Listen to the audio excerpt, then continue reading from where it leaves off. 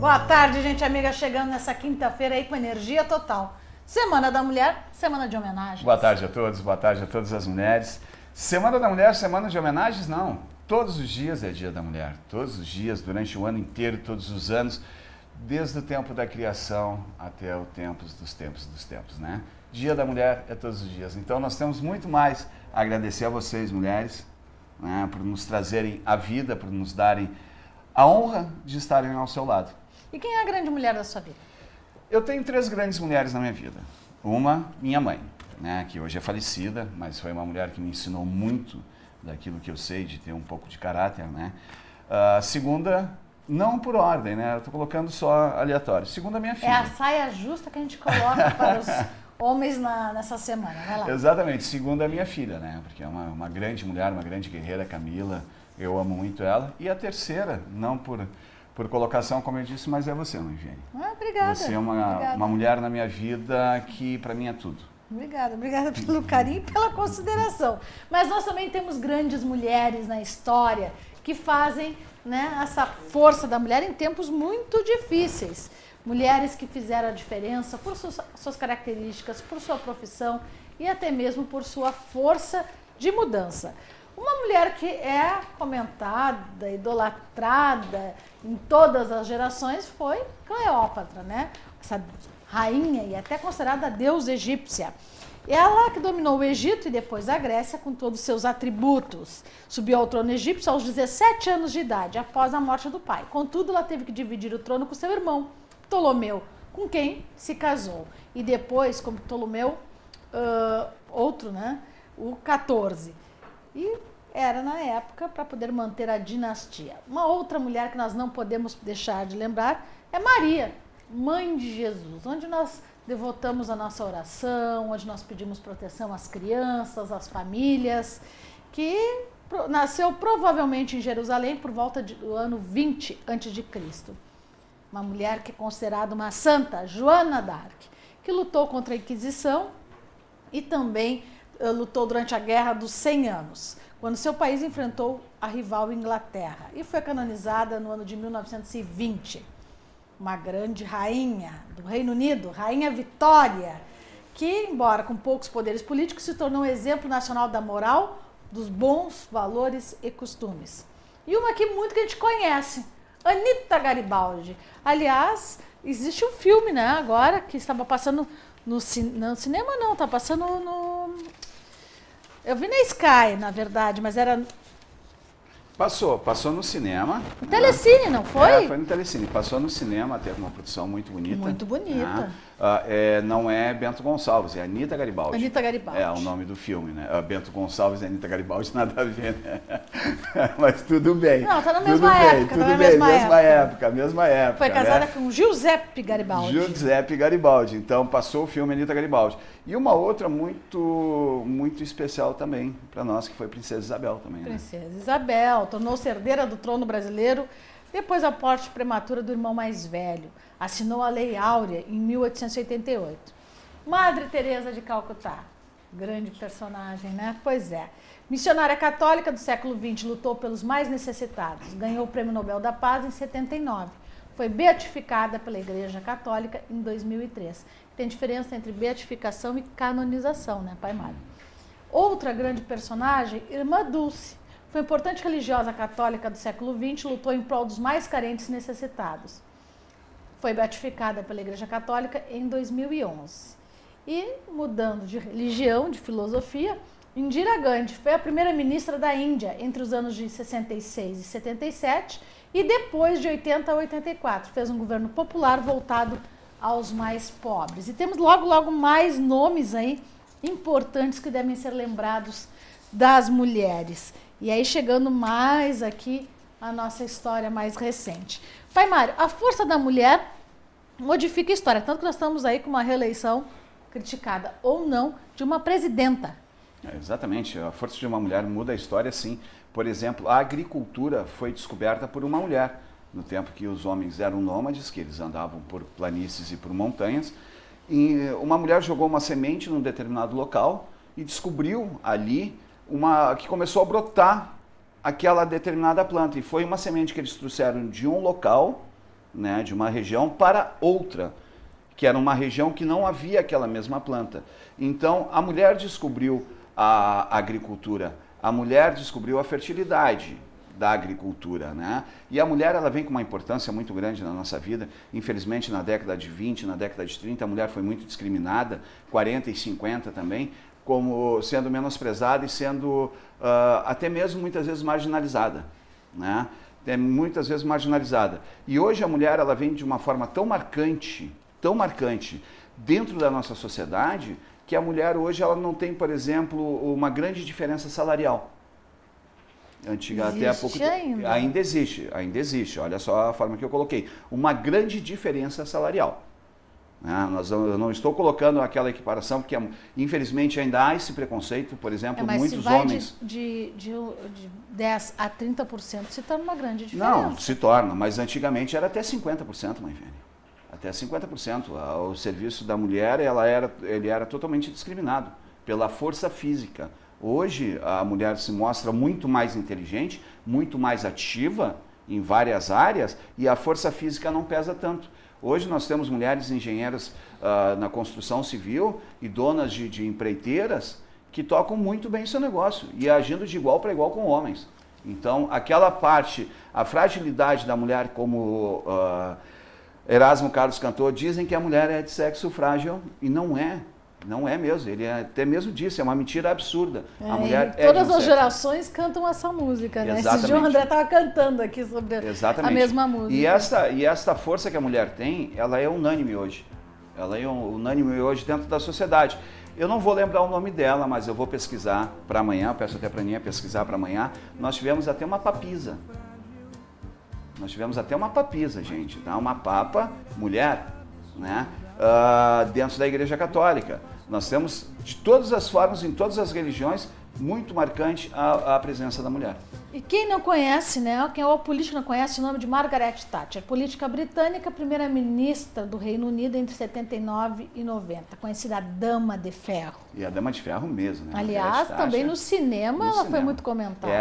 A Dama de Ferro totalmente, né? Porque ela foi uma política, ela abriu muito, deu muita abertura para a mulher. E só um adendo em relação ao que eu estava falando da equiparação salarial, mas Viviane, até tem esse tema muito polêmico que estava também no Oscar. Eu estou me referindo que hoje no Brasil, graças a Deus, diminuiu muito. Tu acredita nessa conscientização? Eu acredito nessa conscientização e eu acredito que os homens têm que ter essa conscientização em relação à mulher. Né? Porque hoje tu vê muitos homens fazendo trabalhos domésticos, sim, né? Tendo aquela administração doméstica, que é o certo, a divisão entre o casal. Entre o homem e a mulher. Isso não é feio, isso não tira a hombridade do homem, muito pelo contrário, vamos quebrar esse conceito e entender que a mulher é igual a nós. Vai ver, né? No ano de 1814, Idade Média, que ficou conhecida como a Idade das Trevas, as mulheres eram impedidas de estudar, pois podiam ser estupradas, até mortas pelos maridos. O conhecimento estava sufocado. Isso ainda existe no mundo, né, gente? Os países como a Europa não existiam, e cada região tinha o seu dialeto e língua culta, herdada do Império Romano. Nesse período sombrio que uma mulher passou a maior parte de sua vida vestida de homem, estudou medicina, olha só, foi médica do Papa e tornou-se ela mesma papisa. Durante 2 anos. A história da papisa Joana foi conhecida até no século XVII, quando o Vaticano resolveu apagá-la da história da igreja. Não adiantou, né? Alguns pesquisadores descobriram os arquivos e transformaram a história num romance, em que aventura, sexo e poder cruzam-se com maldições, guerras e heresias. O livro foi transformado num grande filme épico que deverá estrear ainda este ano no Brasil. A papisa Joana é um dos personagens mais formidáveis de todos os tempos e um dos menos conhecidos. Pois então, né? E não é Joana d'Arc. Não, papisa não é Joana d'Arc, é papisa Joana. O livro, inclusive, o nome do livro, o pessoal que está perguntando, é Papisa Joana. Eu vi um filme muito antigo, até gravado na década de 70 ou 60, sobre ela, né? E tive alguns estudos relacionados a ela, não lembrei o nome dela no momento, mas foi uma mulher que foi marcante pela forma que ela teve que se travestir, olha o nome, ela teve que se travestir como homem para conseguir ser inserida na sociedade e colocar os seus pensamentos, suas ideias e as suas, não alucinações, mas as suas batalhas. Vale a pena assistir esse filme quando esse filme sair. Outro nome conhecido, Abre Alas que eu quero passar. Então. Né? Chiquinha Gonzaga foi a primeira mulher do Brasil a estar à frente de uma orquestra em 1885. Olha de quando essa música surgiu, né? Escreveu 77 peças teatrais. Além da música, Chiquinha Gonzaga participava ativamente do movimento pela libertação dos escravos, 1885. Vendia de porta em porta as suas partituras a fim de angariar fundos para a causa da libertação dos escravos. 1885, o Abre Alas, que até hoje se canta, né, nas marchinhas de carnaval. Sabia que Maria Quitéria existiu? Foi uma pessoa, está aqui registrada. Nasceu no... Olha só, Pai Júlio. Boa tarde, Pai Júlio. Boa tarde a todos. Vamos, essa história de Maria Quitéria, agora eu quero prestar bastante atenção. É interessante, né, Maria? Maria Quitéria nasceu no dia 27 de julho de 1792, em Salvador. Maria Quitéria tem registro na cidade de Salvador, nascida no dia 27 de julho de 1792, chamada a Soldado Medeiros, como era conhecida. Foi militar brasileira e heroína da Guerra da Independência. Exatamente, até tem essa a formação que Maria Quitéria foi uma prostituta, dona de cabaré. Ah, mas é porque, na verdade, toda mulher que se destacava... É que, na realidade, como ela era um soldado, de fato, ela teve alguns problemas com... Desculpa a expressão que eu vou usar, com estrupos dentro do seu batalhão. Que há filmes modernos americanos que ainda contam essa história, exatamente, né? Questão de honra, etc. Exatamente. Maria Quitéria foi uma guerreira mesmo, que tem um ponto que diz assim, que ela é mulher macho, né? E ela é mulher macho, sim. Tanto que ela descobriu a traição do seu esposo. E ainda foi aonde começou a lenda de Maria Quitéria. E uma lenda muito verdadeira, é uma entidade para nós nos nossos cultos, né, de Exu. E as pessoas têm que estudar um pouquinho mais sobre as suas entidades para descobrir. Aí agora então já vou trazendo essa questão da feminina, né? Essa questão da mulher. As pombagiras, né? Ou as bombogiras, elas têm uma relação com pessoas que já viveram? Mas, Viviane, a entidade de Umbanda, certo? E a entidade de Quimbanda, que são duas religiões diferentes, bem diferentes uma da outra, tá? Elas foram seres, sim, que viveram sobre a face da Terra. São eguns? Não, não são eguns, são seres iluminados, tanto na Umbanda quanto no Exu. A maioria dos nossos caciques de Umbanda são índios, tá? E outros são caboclos, certo? Que são a mistura do índio com o negro e a mistura com o branco, que trouxeram muito da sabedoria, e negros, como os nossos pretos velhos, que são os detentores da sabedoria da Umbanda dentro da nossa religião, certo? Então, foram sim seres que viveram sobre a face da Terra. Por isso que o Exu ele é muito parecido com o ser humano no sentido de gosto de veste, certo? E até mesmo de educação. Eu discordo do Exu que é mal educado na forma de falar, certo? Até mesmo na educação. E o caboclo com toda a luz e a sabedoria das matas e das ervas e aí sim, dos feitiços feitos pela pagelança, por nossos pajés. Pai Júlio, quando se fala da energia feminina das bombogiras ou das pombagiras, existe realmente essa questão da sexualidade? Existe o poder da magia de atrair a sexualidade, até no sentido de buscar um amor? Existe sim. Mulheres que tiveram a experiência da boemia e saber como ter a conquista de ter o seu homem. Por isso elas são umas mulheres espertas e se faz a conquista por pombagira. Não é que a mulher que vai fazer algo para a entidade pombagira, ela vai ter a transformação de pensamento. Caráter, entidade nem espírito tira das pessoas ou coloca. As entidades lhe dão o axé, a conquista, a sabedoria e o atrativo que vem da pombagira. É o poder da persuasão. A mulher tem o poder da persuasão, em persuadir o homem, em persuadir as outras pessoas. A persuasão que eu estou falando é da conquista. O homem também tem esse poder, tanto o homem quanto a mulher. A mulher ela acaba se tornando um pouco mais inibida por taxações que a sociedade faz em relação a ela. Mas uma mulher ela conquista também um homem. Então a pombagira ela vem nesse sentido. E esse dogma, estas coisas que se criou em relação à pombagira, esses preconceitos que se criou em relação à pombagira, ela vem o porquê? Porque ela é uma mulher de persuasão, ela é uma mulher de conquista, ela conquista aquilo que ela quer. Então aí entraram alguns preconceitos em relação à pombagira. E a questão, por exemplo, de uma incorporação de um homem hétero, totalmente hétero, com uma essa entidade... é uma pergunta que eu ia trazer. O homem que é heterossexual, ele pode receber uma pombagira, um pombo-gira? Vamos tratar com pombagira, que é um popular, certo? Pode sim. E não vai influenciar em nada. Porque da mesma forma que uma mulher hétero pode incorporar com um Exu homem. Não há a distinção de sexo. Pela incorporação com uma entidade, ela não vai movimentar, alterar a sua preferência sexual.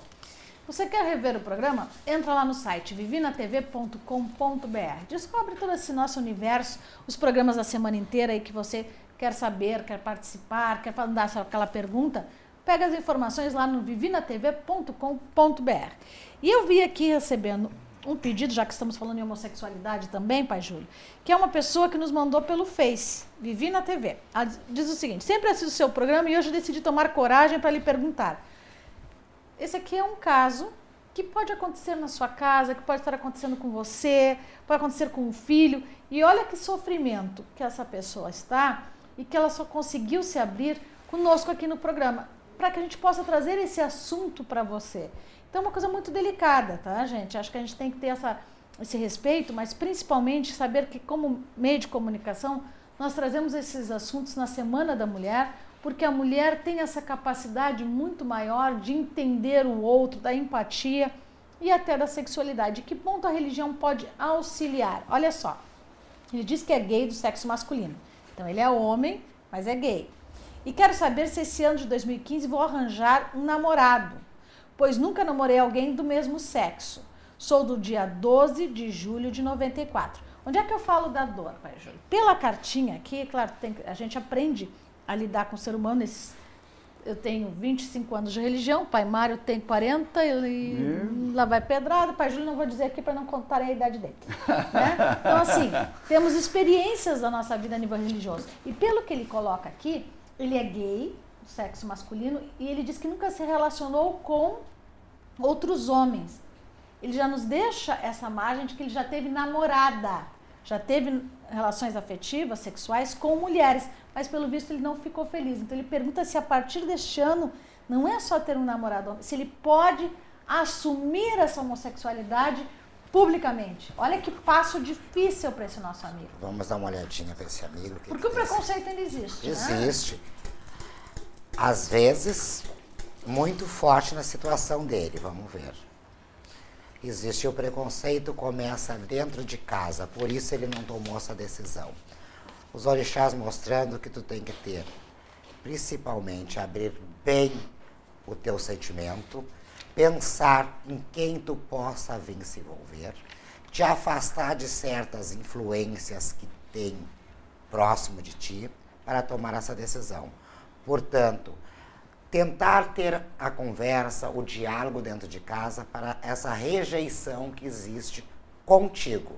Tu vai conseguir sim ter uma pessoa, só não te entrega essa pessoa de uma maneira que tu possa vir sofrer. Fugaz, né? Pois é, esta questão, por exemplo, como o Pai Júlio colocou ali, e os nossos orixás falando ali na questão do preconceito. Muitas vezes é um preconceito que a própria pessoa forma, né?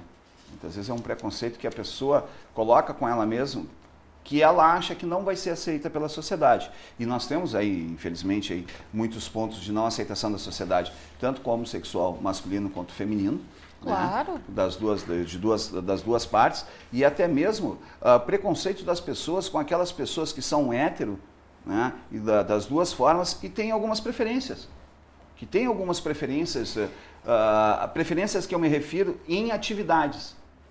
Em atividades, nós tivemos aí o UFC aqui em Porto Alegre, nós temos uma juíza agora brasileira de UFC, por exemplo, dentro do paintball, que todo mundo diz que é uma coisa muito masculina e não é, feminina também, nós temos mulheres que jogam paintball, nós temos mulheres hoje em todos os âmbitos da sociedade. Todos os âmbitos da sociedade. E esta questão do preconceito na homossexualidade, isso é uma coisa que tem que terminar e começar com a própria pessoa, né, Pai Júlio?